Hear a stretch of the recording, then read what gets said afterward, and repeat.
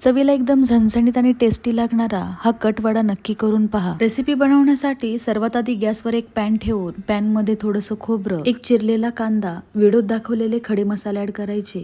यामध्ये जराही तेल ऍड न करता सुकाच हा मसाला फ्राय करून घ्यायचा। नंतर त्यामध्ये एक चिरलेला टमाटर, आलं लसूण टाकून ते सुद्धा हलकसं फ्राय करायचं। भाजलेला मसाला थंड झाल्यानंतर मिक्सरला चांगला बारीक करून घ्यायचा। कढईमध्ये 4 चमचे तेल ऍड करायचं। तेलामध्ये वाटलेलं वाटण ऍड करून चिरलेला कढीपत्ता ऍड करायचा। तेल सुटेपर्यंत मसाला परतून घ्यायचा। त्यामध्ये 1 चमचा गरम मसाला, 1 चमचा तिखट मिरची पावडर, 1 चमचा कलरची मिरची पावडर, अर्धा चमचा हळद, चवीनुसार मीठ ऍड करून गरम पाणी ऍड करायचं।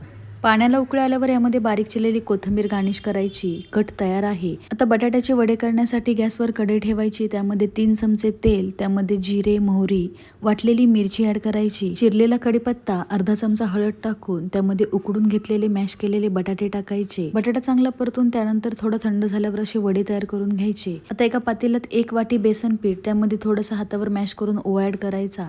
अर्धा चमचा सोडा टाकायचा, अर्धा चमचा हळद टाकायची, चवीनुसार मीठ ऍड करायचं। थोडं पाणी टाकून मिश्रण चांगलं एकजीव होईपर्यंत मिक्स करायचं। तयार केलेले बटाट्याचे वडे बेसन पिठाच्या मिश्रणात ऍड करून त्यानंतर अशा प्रकारे तेलामध्ये सोडायचे।